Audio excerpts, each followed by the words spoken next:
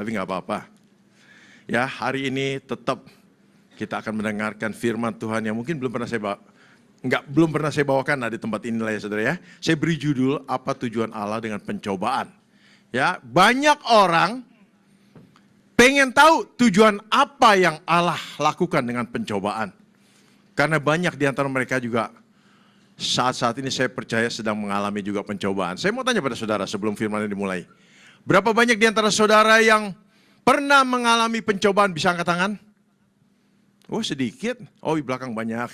Ya, banyak di antara kita sudah pernah mengalami pencobaan. Yang mau saya tanya sekarang sekali lagi, berapa banyak yang sedang mengalami pencobaan, bisa angkat tangan? Iya. Dan satu pertanyaan lagi. Tapi saya rasa ini mungkin yang angkat tangan jarang banget. Ya. Siapa yang mau dan rindu mengalami pencobaan, bisa angkat tangan? Oh, satu, baru dua. Itu juga setengah tiang, saudara. Sini ada enggak? Kenapa mesti takut, saudara, mengalami pencobaan? Satu saat, saudara pasti akan kena pencobaan. Kenapa? Karena Tuhan sayang pada saudara. Amin. Ya, Tuhan sayang, makanya saudara diuji, dicoba supaya semakin dewasa. Kalau saudara enggak mau, saudara kapan bisa jadi dewasanya? Kapan bisa disempurnakan imannya? Amin, saudara. Ya, sekarang saya tanya sekali lagi. Siapa yang mau dan rindu mengalami pencobaan? Oh, lebih banyak, saudara ya. Enggak usah khawatir, saudara. Nanti saudara akan lihat ketika Tuhan mengizinkan pencobaan terjadi, dia juga sediakan jalan keluar, saudara. Luar biasa Tuhan kita, amin. Saudara, kita baca di 1 Petrus 1 ayat 6 dan 7. Coba kita buka. 1 Petrus 1 ayat 6 dan 7.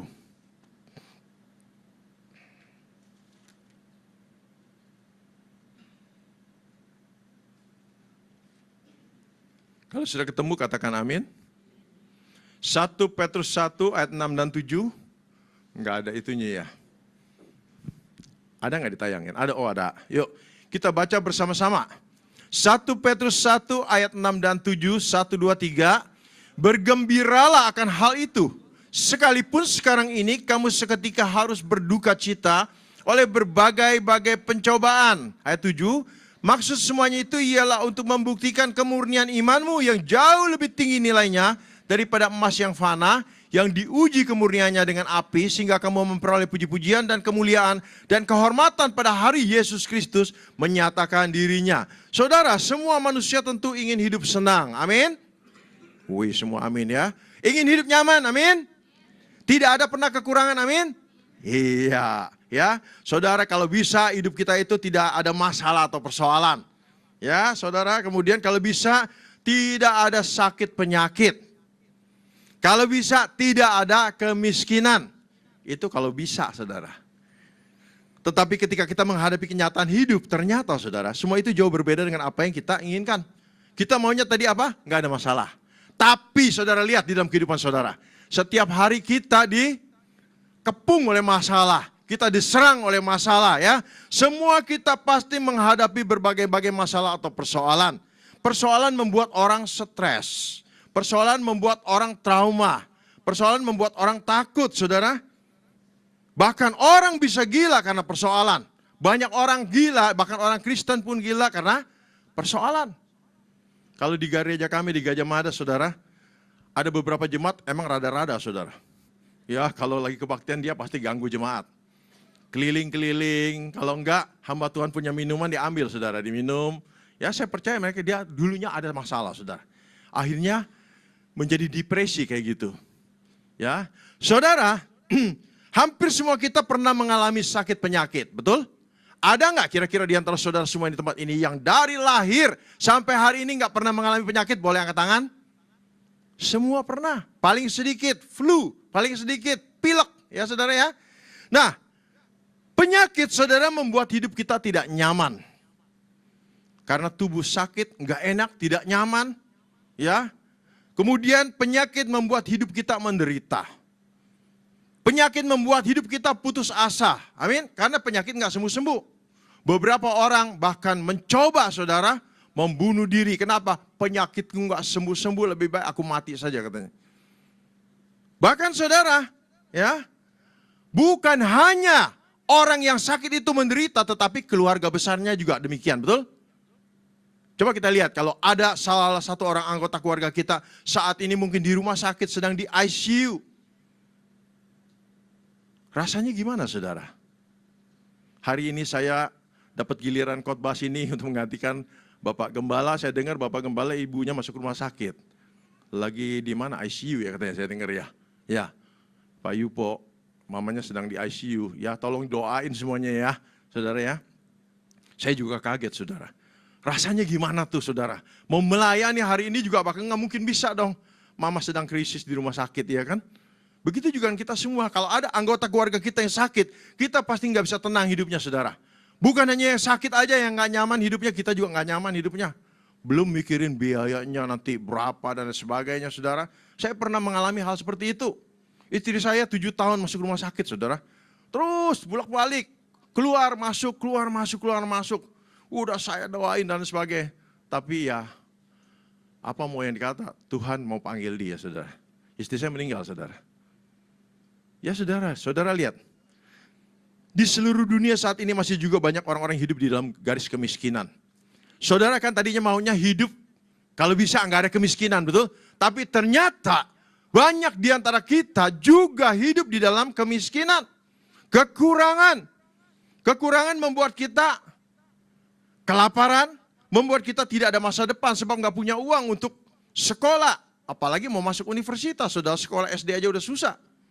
Ya saudara, inilah kenyataan hidup yang harus kita hadapi di dalam kehidupan kita ini. Kenyataan hidup loh ini, saudara ya. Sekarang saudara, bagaimana dengan anak-anak Tuhan? Kenapa kadang-kadang Tuhan juga mengizinkan anak-anaknya mengalami hal yang seperti tersebut di atas? Tadi banyak yang angkat tangan, berarti ada masalah, saudara ya. Kenapa Tuhan mengizinkan anak-anaknya mengalami hal-hal seperti di atas? Jawabannya adalah gini, saudara. Bapa di sorga ingin anak-anaknya memiliki iman yang murni dan sempurna.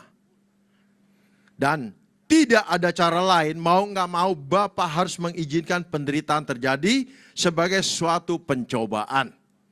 Saudara, iman kita hanya bisa diuji murni atau tidak, yaitu ketika menghadapi pencobaan. Waktu hidup senang, waktu hidup penuh berkat, waktu hidup centnya banyak, waktu hidup tubuh sehat. Kira-kira gampang nggak mengucapkan, aku cinta Engkau Tuhan? Gampang nggak? Halo, jawab dong. Gampang. Ya, lagi antocen, lagi sehat. Gampang nggak mengucapkan, aku mengasihi Engkau Tuhan? Gampang, saudara. Aku cinta Engkau Tuhan? Gampang, saudara. Tapi ketika saudara mengalami nggak punya uang, saudara mengalami sakit penyakit, saudara mengalami persoalan keluarga, mungkin istri atau suami kabur. Kira-kira bisa nggak mengucapkan, aku mengasihi Engkau Tuhan? Aku cinta Engkau Tuhan, terima kasih Tuhan. Bisa nggak kira-kira? Susah. Saudara, kalau berkata susah, saya percaya sudah ada orang jujur. Kenapa? Ada orang berkata bisa, itu saya nggak yakin dia benar-benar bisa apa enggak. Susah, saudara. Saya termasuk salah satunya yang merasa ketika Tuhan mengizinkan pencobaan terjadi begitu berat dalam hidup saya berkata gini, Tuhan, aku nggak terima nih, ini, aku nggak mau begini. Kenapa? Aku kan melayani Engkau, Tuhan. Kok begini, Tuhan? Kok begini, Tuhan? Saudara, itu kenyataan hidup, saudara. Ya, saudara boleh protes sama Tuhan, saudara boleh marah sama Tuhan, tetapi hati harus tetap mengucap syukur. Firman Tuhan mengatakan apa? Mengucap syukurlah kepada Tuhan di dalam segala hal. Ingat nih satu hal ya, mengucap syukur kepada Tuhan bukan hanya dalam hal yang baik aja, tapi dalam segala hal. Artinya hal yang buruk maupun hal yang baik kita tetap harus mengucap syukur. Kenapa, saudara? Karena di balik pengucapan syukur itu ada mukjizat. Percaya nggak, saudara? Di balik pengucapan syukur ada mukjizat. Saya sudah ngalami, saudara, berkali-kali ya, saudara. Ini ada apa, nyamuk? Ketika saya mengucap syukur pada Tuhan, dulu saya nggak bisa mengucap syukur. Jujur, saya dulu nggak bisa mengucap syukur. Saya selalu marah sama Tuhan dulu. Tapi ketika saya mengerti kebenaran firman Tuhan, sekarang menghadapi masalah apapun saya mengucap syukur. Mengucap syukur, dan saudara luar biasa. Banyak mukjizat terjadi ketika saya mengucap syukur. Saudara mau mukjizat terjadi, Ucapkan syukur ketika menghadapi masalah apapun. Karena ingat, segala masalah itu seizin Tuhan. Nggak ada masalah yang nggak seizin Tuhan. Amin. Ya, kalau masalah itu seizin Tuhan, berarti Tuhan punya rancangan yang indah buat saudara. Ucapkan syukur aja. Tahu-tahu nanti Tuhan tiba-tiba bikin segala sesuatunya jadi pulih dan baik kembali. Amin, saudara. Sebab itu saudara jangan heran kalau suatu saat kita semua juga akan mengalami pencobaan. Itu artinya apa? Tuhan sayang kepada saudara dan saya. Dan Tuhan ingin kita muncul sebagai emas yang murni, yang tahan uji dan sempurna. Kalau Tuhan tidak sayang pada saudara, Tuhan pasti ngomongnya gini saudara. EGP, ngerti gak EGP? Emangnya gue pikirin lo, mau susah kayak mau apa kayak bodo amat. Ya, enggak, ya. Tuhan itu senantiasa sayang kepada kita. Oleh sebab itu, dia izinkan segala sesuatu yang gak enak terjadi supaya kita diuji, dicoba, supaya kita muncul sebagai emas yang murni. Emas yang murni. Saudara ada yang tukang emas gak di sini? Boleh angkat tangan? Ada yang pernah lihat orang bikin emas? Di rumah saya, saudara. Rumah saya di Pangeran Jakarta, dekat ya. Di rumah saya belakang ada satu rumah, itu khusus bikin emas. Tapi bukan pakai mesin, saudara. Masih pakai manual, pakai tangan. Saya sering ngeliat. Ya, emasnya tadinya kotor. Kemudian disemprot pakai apa namanya? Disembur pakai api. Terus disembur sampai merah warna. Emas yang kuning bisa menjadi merah banget, saudara. Dan setelah itu pinggir-pinggirnya kelihatan tuh kotor-kotorannya keluar. Ya, kotoran disingkirkan terus dibakar. Sampai murni, sampai mengkilap, sampai kayak kaca, saudara, kelihatannya, saudara. Jadi firman Tuhan gak heran. Di Alkitab berkata, aku menguji engkau seperti menguji engkau di dapur kesengsaraan, yaitu seperti emas yang dipanaskan sampai menjadi murni. Amin, saudara. Sebab itu pencobaan gak ada yang enak. Ujian gak ada yang enak, saudara. Kalau saudara mengharapkan ujian itu enak, gak ada, saudara. Kalau enak, saudara nggak akan bisa sempurna. Amin. Nah sekarang, apa yang harus kita lakukan ketika saudara dan saya menghadapi pencobaan? Yang pertama adalah kita harus tetap mempertahankan iman kita kepada Yesus. Katakan, tetap mempertahankan iman kita kepada, kok diem aja? Kepada Yesus. Ayatnya ada, yuk kita baca yuk. Ibrani 10 ayat 36. Ayat 35, saudara, maaf. Ibrani 10 ayat 35.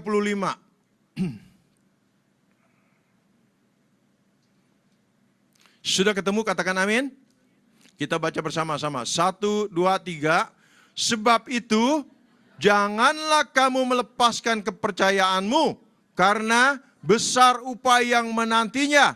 Kepercayaan artinya iman. Jangan kita melepaskan iman kita, sebab apa? Ada upaya yang besar menanti, saudara. Amin. Saudara, banyak anak Tuhan jatuh ketika tidak tahan menghadapi pencobaan. Coba lihat di sekeliling kita. Berapa anak Tuhan yang jatuh ketika tidak tahan menghadapi pencobaan? Baru-baru ini kita melihat di koran, di berita, ada anak Tuhan yang mulai murtad, tidak percaya Tuhan lagi. Dia lebih memilih jenderal daripada memilih Yesus. Siapa orangnya, saudara? Udah tahu, saudara ya.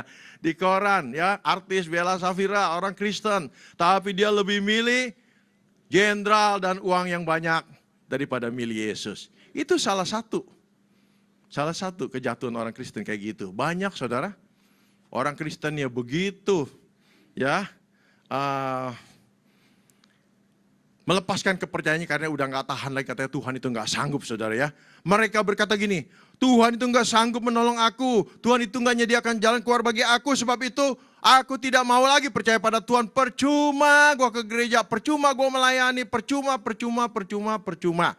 Ya, oleh sebab itu mereka mulai berpaling kepada kuasa-kuasa di luar Tuhan. Kuasa-kuasa jahat yang mereka anggap bisa menolong dia. Saya mau tanya pada saudara, kuasa jahat bisa nggak menolong saudara? Halo, bisa nggak? Bisa nggak memberikan kekayaan pada saudara? Bisa nggak? Bisa nggak memberikan kekuasaan pada saudara? Bisa, cuman ada syaratnya.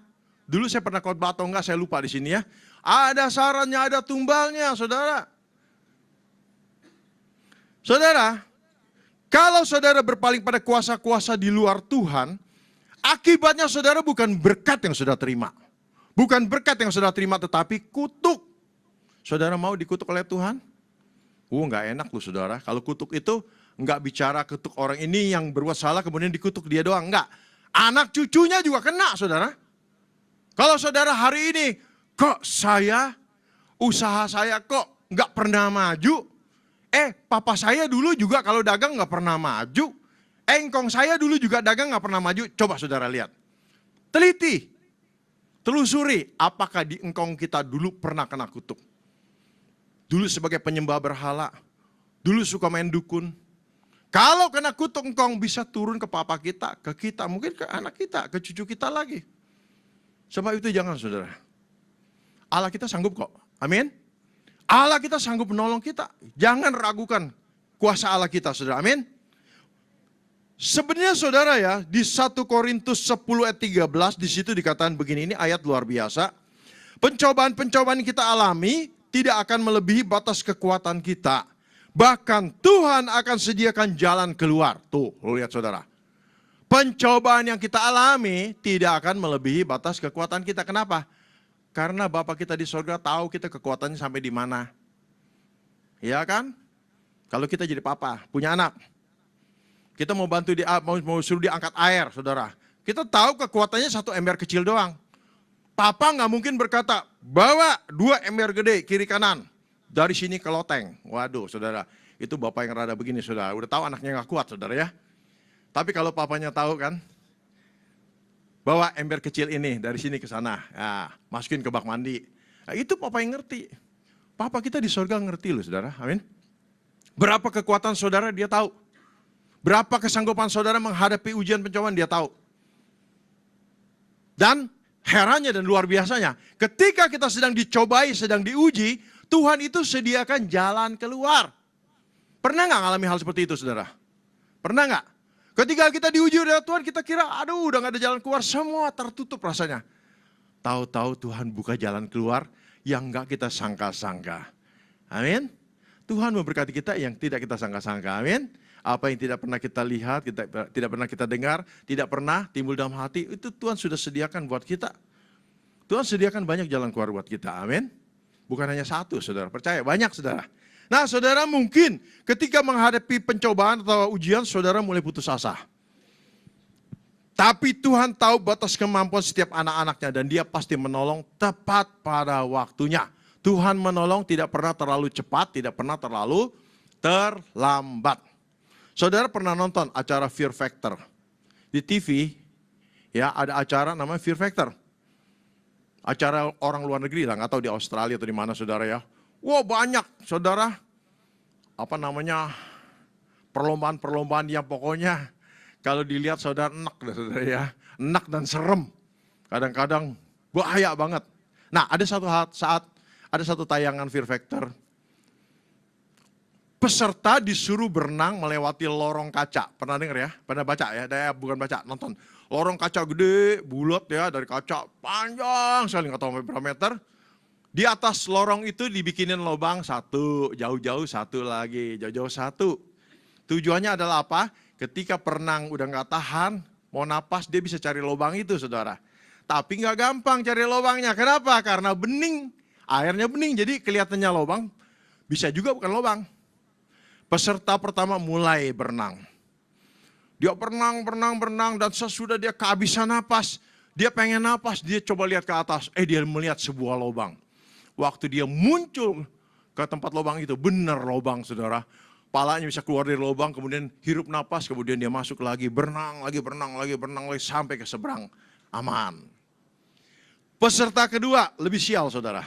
Ketika dia berenang, udah kehabisan napas, dia cari lubang. Wah itu dia lubangnya, kelihatan saudara.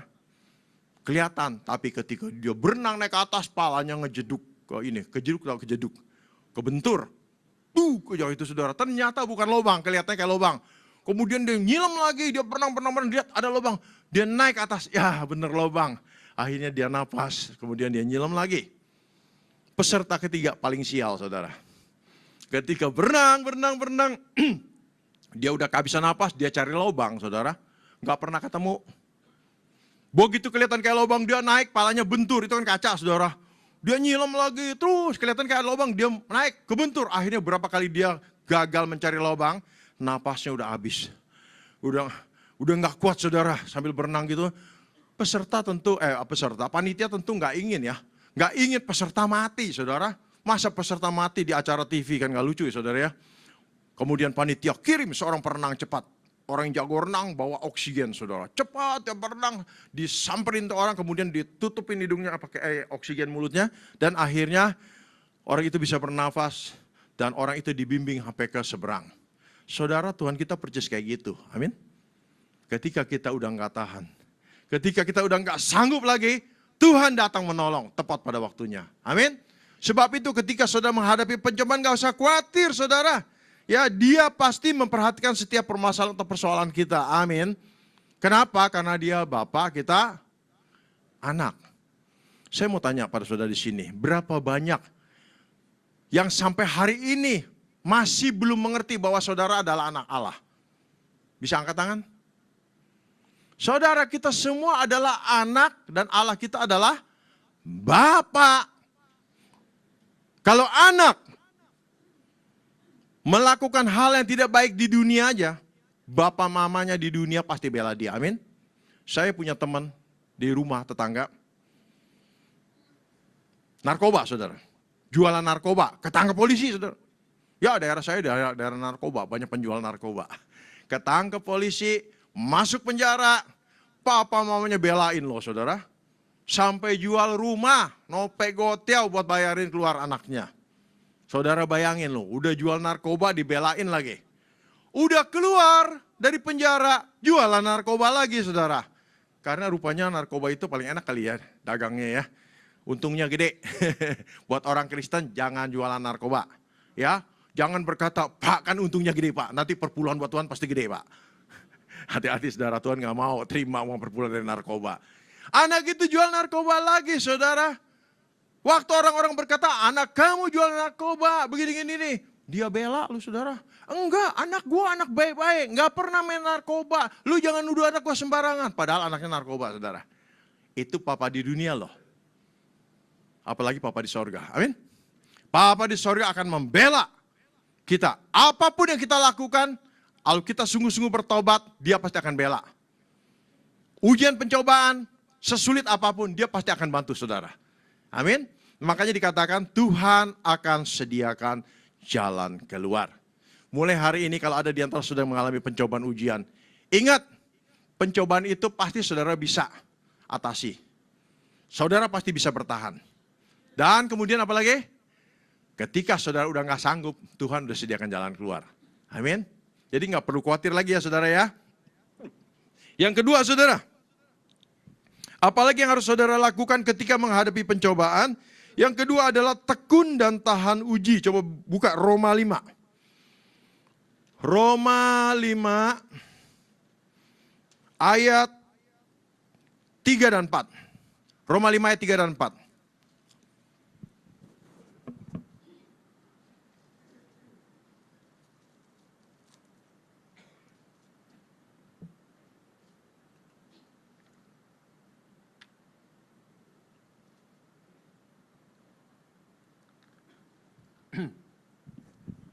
Sudah ketemu saudara Roma 5 ayat 3 dan 4?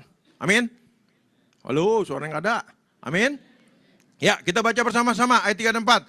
1, 2, 3, dan bukan hanya itu saja, kita malah bermegah juga di dalam kesengsaraan kita, karena kita tahu bahwa kesengsaraan itu menimbulkan ketekunan, dan ketekunan menimbulkan tahan uji, dan tahan uji menimbulkan pengharapan. Ini ayat yang luar biasa saudara. Ketika menghadapi pencobaan, saudara, Tuhan mau kita sabar dan tahan, bertahan terus di dalam kesengsaraan. Saudara nggak boleh putus asa, harus bertahan terus di dalam kesengsaraan. Karena kesengsaraan itu saudara akan menimbulkan ketekunan.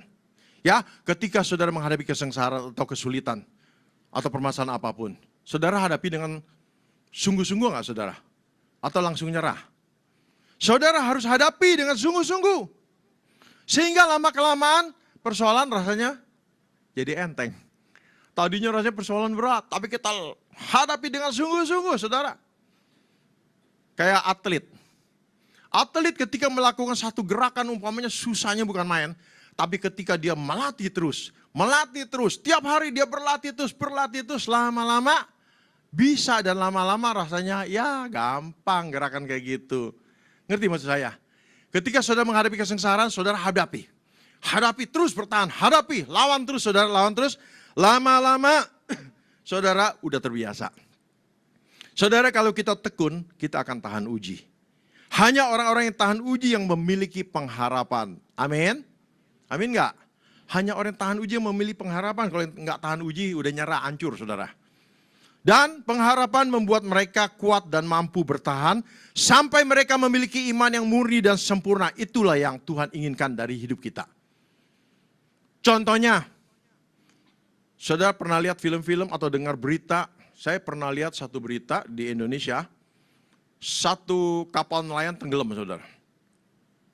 Ada beberapa nelayan di dalamnya, mereka kemudian terapung-apung di laut, memegang apa saja yang terapung, mungkin kayu dan sebagainya. Dan mereka itu terapung-apung, saudara, bukan hanya 1-2 hari. Ada yang sampai 2 minggu, saudara katanya. Mereka mungkin naik di atas papan itu terus berpegangan, cara minumnya apa saya nggak tahu, pokoknya diceritakan. Mereka terapung-apung di lautan selama 2 minggu. Mereka sanggup bertahan, kenapa? Karena mereka punya pengharapan. Punya pengharapan satu hari nanti, satu saat nanti ada kapal liwat dan mereka akan ditolong.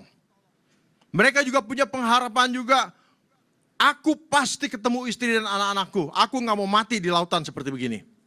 Ternyata apa yang mereka harapkan itu terjadi. Ada kapal besar lewat, mereka ditolong semua, kemudian dibawa ke pelabuhan diselamatkan saudara. Saudara, kita seperti itu. Ketika kita punya pengharapan, kita akan mampu menunggu sampai Tuhan kita menolong kita. Amin. Tapi kalau saudara menjadi lemah, nah ini masalah saudara. Kalau saudara menjadi lemah dan saudara tidak akan lulus di dalam ujian atau pencobaan tadi. Dan hidup kita hanya begitu-begitu aja. Banyak orang kita lihat ya, orang Kristen kok hidup-hidupnya begini-begini aja, kenapa sih? Orang lain kok Pak bisa maju, orang lain kok Pak udah jadi begini, orang lain kok Pak udah jadi begini, kok saya begini-begini aja Pak? Saudara begitu-begitu aja, kenapa? Karena saudara tidak mengalami terobosan dalam hidup saudara.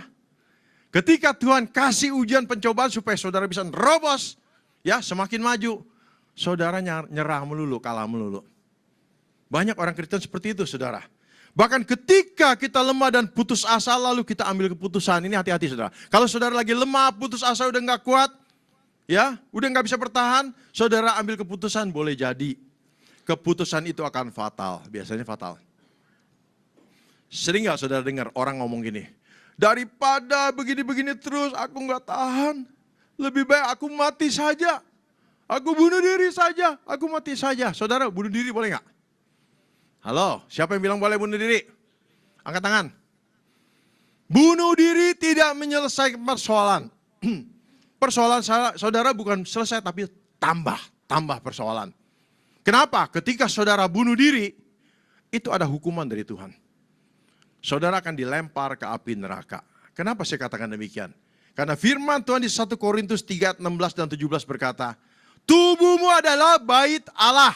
Barang siapa membinasakan tubuh, orang itu akan dibinasakan oleh Allah. Kenapa? Karena tubuhmu adalah bait Allah yang kudus. Jadi kalau orang yang bunuh diri, dia akan dibinasakan oleh Allah. Lupa kan udah mati Pak, dibinasakannya gimana? Dilempar ke dalam neraka oleh Tuhan. Makanya banyak pendeta juga khotbah kan, awas jangan bunuh diri masuk neraka. Ini saudara, ayatnya saudara, boleh ntar dicatat di rumah, dibaca lagi sekali lagi 1 Korintus 3 ayat 16-17. Jangan bunuh diri saudara, jangan minum baygon.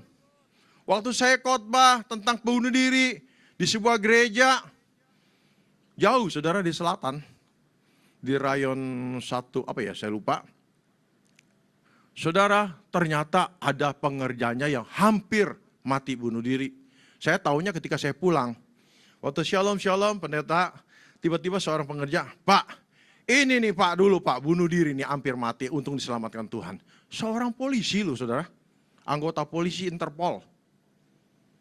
Saya nggak sebutin namanya, Interpol, ganteng. Punya anak laki-laki 1. Dan anak laki-lakinya itu sakit dan mati saudara. Dia putus asa.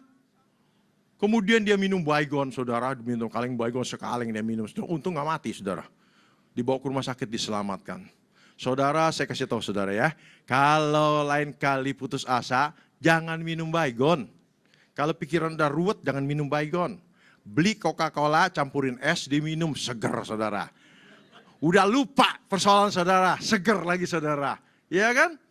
Jangan minum Baygon. Mending kalau mati saudara.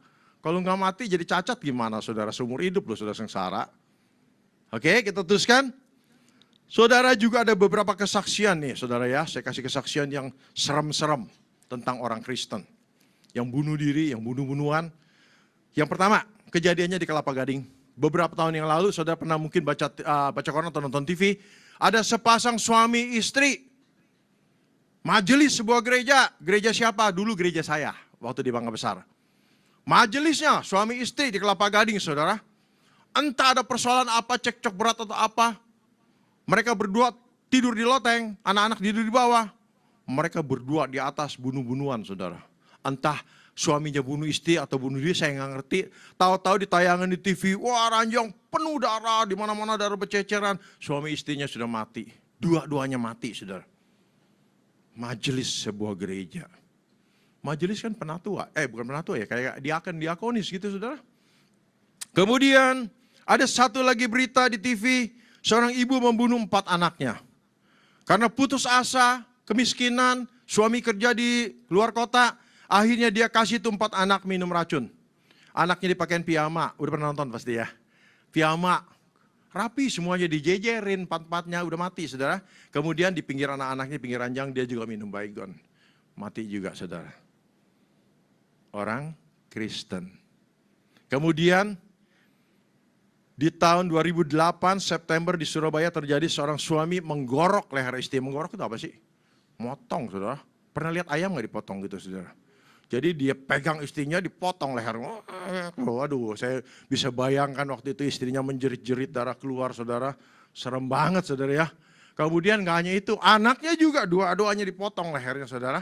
Dan terakhir dia bunuh diri. Mati.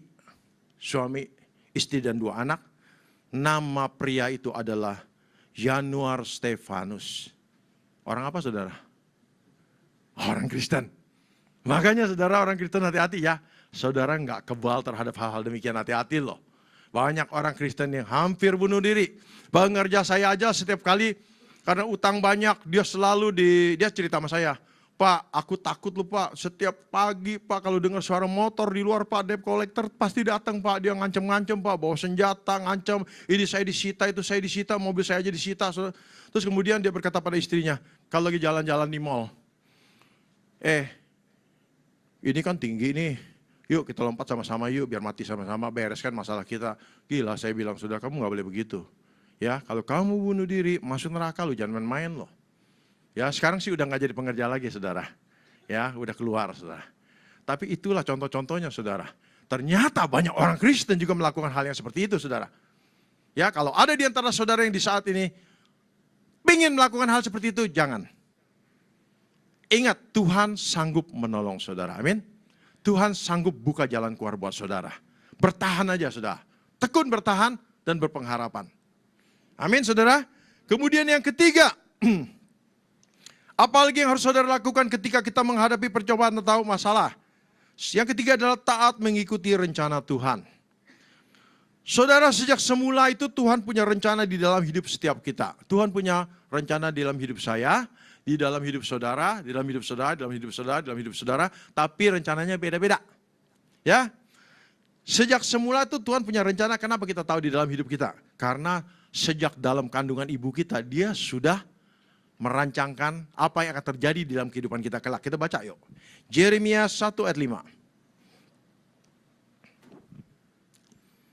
Yeremia 1 ayat 5. Sudah ketemu, katakan amin. Yuk kita baca bersama-sama. 1, 2, 3. Sebelum aku membentuk engkau dalam rahim ibumu, aku telah mengenal engkau. Dan sebelum engkau keluar dari kandungan, aku telah menguduskan engkau. Aku telah menetapkan engkau menjadi nabi bagi bangsa-bangsa. Saudara, ini adalah perkataan Tuhan buat Nabi Yeremia. Tuhan berkata, aku sudah kenal kamu ketika kamu ada dalam rahim ibumu. Artinya udah lahir belum saudara? Belum. Dan aku sudah menetapkan kamu menjadi nabi bagi bangsa-bangsa. Artinya Tuhan sudah merancangkan Satu hari Yeremia akan jadi nabi bagi bangsa-bangsa. Begitu juga dengan saudara dan saya. Ketika di dalam kandungan ibu saudara, Tuhan sudah menetapkan saudara akan jadi apa. Mungkin kita mengambil keputusan yang melenceng. Nah, utamanya hamba-hamba Tuhan ya, beberapa ya. Ada yang jadi dukun, ada yang jadi pedagang, ada yang jadi ini, ada yang jadi itu. Tapi buntut-buntutnya Tuhan mengarahkan dia akhirnya menjadi hamba Tuhan, pelayan Tuhan dan sebagainya. Amin saudara ya. Dan saudara, Tuhan tahu persis apa yang dia lakukan supaya rencananya dalam hidup kita digenapi. Tuhan tahu, supaya kamu jadi ini, aku harus melakukan ini terhadap engkau. Jadi kalau apa yang sudah alami hari-hari ini, saudara, ingat, Tuhan itu sedang merancangkan sesuatu yang indah buat saudara. Amin ya saudara ya. Sebab itu kalau Tuhan mengizinkan pencobaan terjadi, sadarlah, Tuhan sedang memproses kita. Kita ini semua pasti menghadapi proses ya.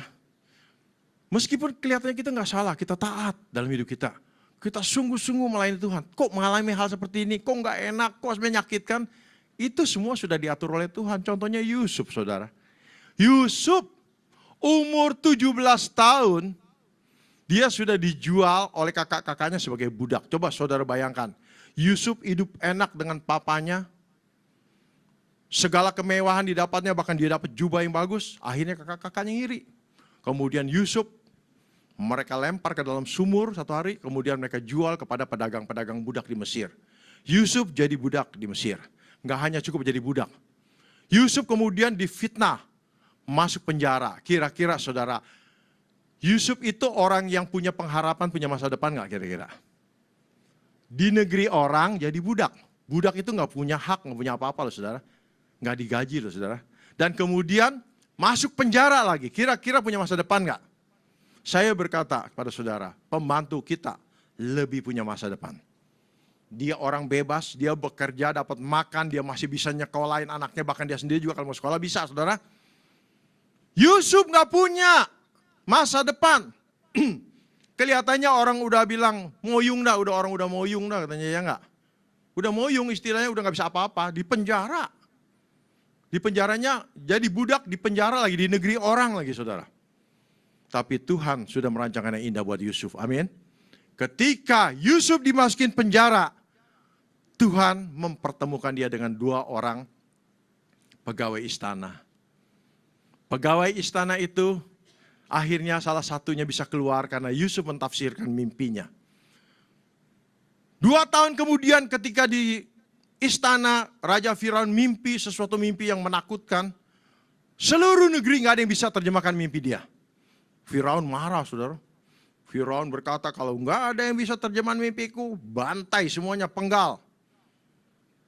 Ketakutan semua saudara. Tapi untung ada pegawai istana yang dulu pernah ketemu Yusuf. Dan dia berkata, Tuanku jangan dibantai, jangan. Masih ada orang yang bisa terjemahin mimpi. Yaitu seorang Ibrani, seorang Ibrani itu orang Israel gitu ya. Nah, orang ini bisa terjemahin mimpi raja. Akhirnya Yusuf dibawa dan dia berhasil menerjemahkan mimpi raja. Raja percaya kepada dia, kemudian raja mengangkat dia sebagai raja muda. Coba saudara lihat, luar biasa kan? Di negeri orang, di dalam penjara sebagai budak, Tuhan bisa angkat dia jadi raja muda. Saudara nggak usah khawatir akan keadaan saudara hari-hari ini, amin. Apa yang saudara harus lakukan, ikuti aja rencana Tuhan. Tuhan tuntun saudara kemana, saudara ikut kemana. Ya, ingat saudara, segala sesuatu itu ada waktunya. Pengkhotbah 3 ayat 11a mengatakan gini, Ia akan membuat segala sesuatu itu indah pada waktunya. Pada waktu Tuhan tiba, saudara akan berkata dan terheran-heran, oh ternyata ini rencana Tuhan dalam hidupku. Contohnya saya saudara. Saya waktu dulu berpikiran pengen jadi orang kaya. Makanya saya dagang saudara. Buka usaha konveksi, dagang. Boleh dibilang saya konveksinya udah boleh dibilang yang pertama-tama dulu orang belum ada konveksi, kita udah konveksi. Papa saya udah mulai bikin konveksi. Wah saudara, orang lain yang buka belakangan cepat maju. Kita nggak maju-maju saudara. Ya, nggak maju-maju saudara. Ternyata Tuhan nggak menginginkan saya usaha konveksi. Tuhan ingin saya jadi hamba Tuhan. Ya, satu hari saya lagi bingung. Tuhan kok usaha konveksi cuma cukup makan, cukup pakai doang. Orang lain udah kaya, udah beli rumah mewah, udah beli mobil mewah. Kok saya hanya begini-begini aja. Tiba-tiba suatu hari saya dengar hamba Tuhan khotbah. Ya, Ibu In Cipto. Kalau saudara ingin tahu rencana Tuhan dalam hidup saudara, doanya gini, Tuhan paksakanlah rencanamu dalam hidupku. Waduh saudara, waktu dengar itu bergolak hati saya, wah ini dia nih. Saya kemudian berdoa, Tuhan paksakanlah rencanamu dalam hidupku. Terjadi loh saudara, usahanya mandek. Bener-bener mandek. Gak ada yang laku, padahal dulu barang produksi saya laku saudara. Nggak ada yang laku tapi nggak bangkrut saudara. Barang masih ada di gudang banyak. Ya udah saya kasihin orang saudara udah sekarang. Saya bilang Tuhan maunya apa sekarang?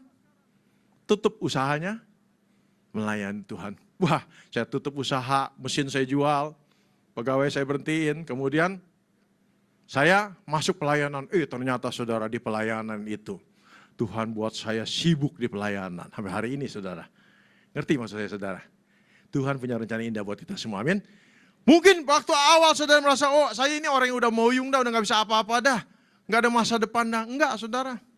Tuhan membuat orang-orang yang gak ada masa depan justru mempunyai masa depan yang luar biasa. Contohnya, hamba Tuhan bernama Kenneth Hagin. Pernah dengar? Kenneth Hagin, penulis buku hamba Tuhan yang luar biasa. Ya saya satu hari saya baca bukunya kecil, di tulisan Jangan Salahkan Tuhan judulnya. Dia cerita pengalaman hidup dia, lahir prematur kurang dari 1 kilo. Ada yang lahir kurang dari 1 kilo di sini? Nggak sampai sekilo, kecil. Kemudian sakit-sakitan, jantungnya nggak normal. Ketika dia masih SD kecil, main dengan teman-temannya, lompat-lompat, dia akan pingsan. Pingsannya nggak tanggung-tanggung, 1,5 jam baru sadar lagi. Kemudian umur 15-17 tahun, dia 16 bulan. Nggak bisa bangun dari tempat tidur. Kenapa? Karena di rumah sakit. Dia berbaring di rumah sakit 16 bulan, 1 tahun 4 bulan. 5 dokter Amerika mengatakan, kamu pasti mati. Karena kamu mengidap penyakit darah yang belum ada obatnya. Saudara, kalau dokter Amerika bilang lu pasti mati nggak saudara? Kalau dokter Indonesia bilang kamu pasti mati nggak? Belum tentu. Tapi dokter Amerika dokter jago, itu pasti mati. Tapi Tuhan lebih dahsyat, amin. Satu hari, Kenneth Hagin yang kecil itu mendapatkan satu firman dari seorang hamba Tuhan, Kisah Rasul 10:38. Di situ dikatakan, Yesus menyembuhkan penyakitmu. Wah saudara bangkit saudara imannya. Dia mulai cerita sama teman-teman, penyakitku sudah disembuhkan oleh Tuhan Yesus. Penyakitku sudah sembuh oleh Tuhan Yesus. Penyakitku sudah sembuh oleh Tuhan Yesus. Teman-temannya berkata gini, udah mau mati masih gila lagi. Udah mau mati masih gila katanya. Tapi ternyata itu bukan gila, iman saudara. Kenneth Hagin sembuh. Bukan oleh dokter, tetapi oleh kuasa Tuhan. Hari ini dia boleh sehat walafiat. Hari ini dia sudah menulis banyak buku. Hari ini dia sudah punya istri, anak-anak, dan pelayanannya luar biasa di Amerika. Amin saudara. Sebab itu saudara, ketika menghadapi ujian pencobaan apapun saudara, bertahanlah di dalam kesengsaraan. Amin. Karena Tuhan sanggup buka jalan dan untuk memulihkan saudara. Amin. Yuk kita akan tutup. Setelah itu kita akan masuk di dalam perjamuan.